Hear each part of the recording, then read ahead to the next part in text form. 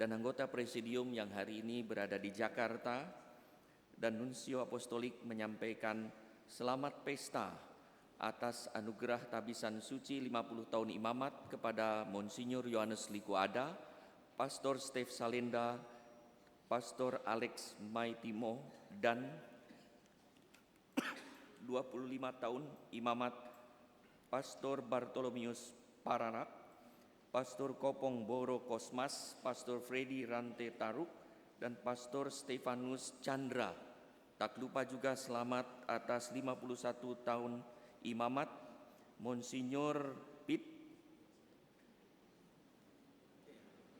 Betul ya? Iya, Pitimang pada tanggal 13 Januari 2025 ini, 51 tahun. Jadi kita bersyukur bersama-sama. Pada perayaan syukur ini kita diingatkan oleh Monsinyur John Likuada dengan sharingnya selama 50 tahun perjalanan. Ia harus makin besar tetapi aku harus makin kecil. Tadi sharingnya luar biasa dari tahun pertama sampai tahun ke-25 tahun 2000. Kita sudah siap-siap setengah, tapi dari 2000 loncat ke 2025. Mungkin nanti setelah di resepsi sisanya ya. Dan peristiwanya luar biasa, ingat dalam syukur kepada Allah, Monsinyur John dalam keadaan sehat, kuat dan penuh berkat. Hanya penglihatan tidak bisa membaca yang kecil-kecil. Karena memang sejak muda beliau sungguh luar biasa teladan untuk kita para imam, membaca banyak teks yang luar biasa. Sehingga bukan hanya memahami ajaran-ajaran dan apa yang penting relevan dalam tugas kegembalaannya, bahkan sampai menghafal karena banyak membaca. Sehingga matanya sekarang tidak terlalu bisa digunakan. Ya. Hanya otaknya memang masih cemerlang. Bukan berarti otaknya tidak pernah digunakan, tetapi terus-menerus diasah hingga rambutnya pun hilang. Tadi kita juga mendengarkan bagaimana dari kisahnya tahun ke tahun persis beliau itu ingat luar biasa.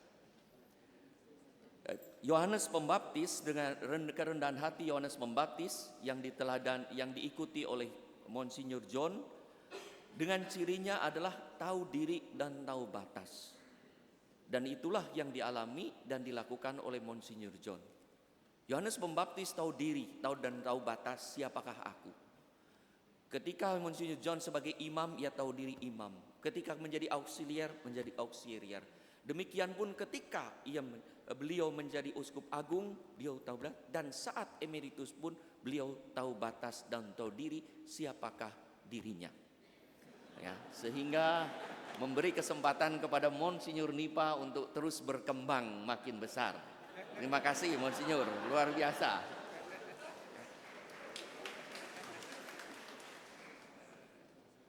Maka Yohanes berkata, Yohanes Pembaptis, aku bukan Mesias dan aku bukan Elia.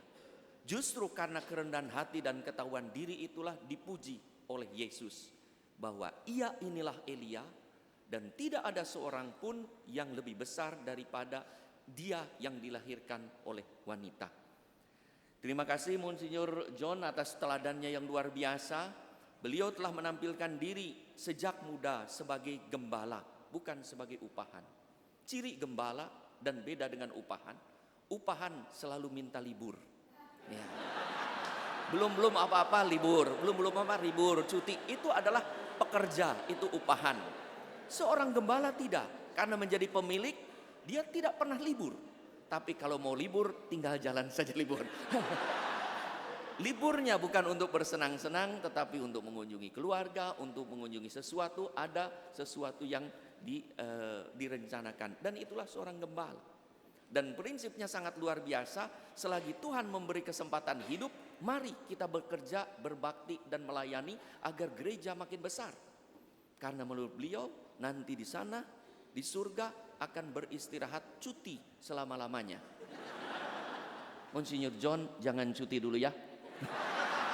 Kami masih membutuhkan kehadiran Monsinyur John di sini, ya, sebagai suatu kekuatan spiritual yang membantu kita. Santo Paulus menegaskan kerendahan hati dengan luar biasa yang justru dihidupi oleh Monsinyur John. Bahwa mereka yang rendah hati, tadi Monsinyur John juga mengatakan, sebagai dalam pengantar Monsinyur Franciscus Nipa, sebagai pintu iman untuk percaya kepada Tuhan. Tidak mungkin seseorang itu percaya pada Tuhan kalau tidak rendah hati. Apalagi bagi seorang imam, tidak mungkin ia itu setia sampai mati kalau tidak rendah hati. Kalau Monsinyur Jones tidak rendah hati, sudah keluar sejak 49 tahun yang lalu. Betul ya? Tadi dalam krisis itu. Tapi karena kerendahan hati, maka ia mengalah kepada Tuhan di hadapan.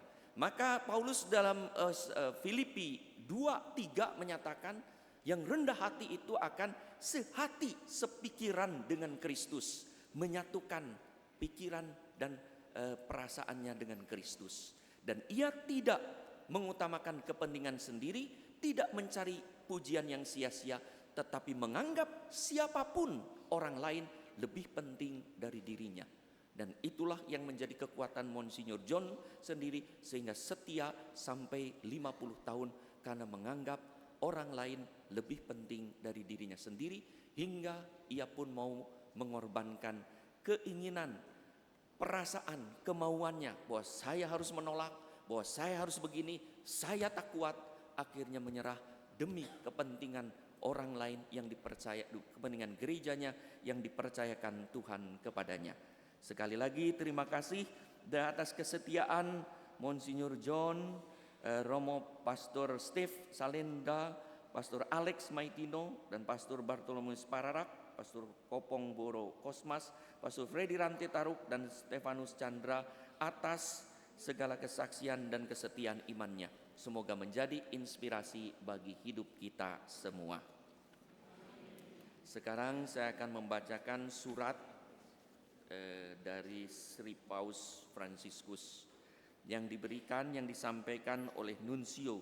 Maka Nuncio juga menulis surat pengantarnya mengucapkan selamat kepada Bapak Uskup Yohanes Liquada dan kepada para pastor yang merayakan pesta imamatnya.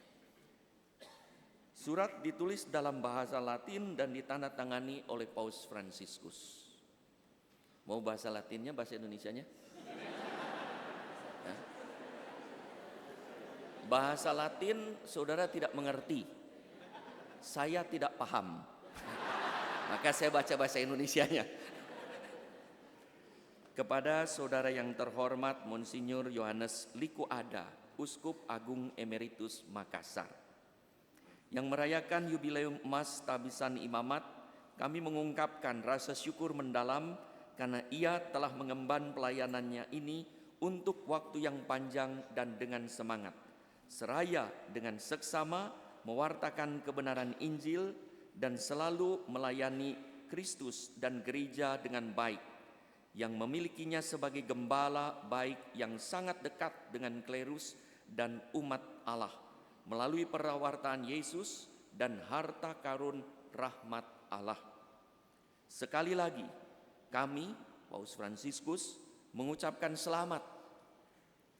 Kami memberikan kepada Monsinyur Yohanes Liquada dan orang-orang yang dikasihinya, termasuk mereka yang merayakan yubileum imamatnya pada hari ini, berkat apostolik, seraya kami meminta mereka untuk mendoakan pelayanan Petrus kami, diberikan di Roma, di Lateran pada tanggal 2 Januari 2025. Sekian, terima kasih, Tuhan memberkati.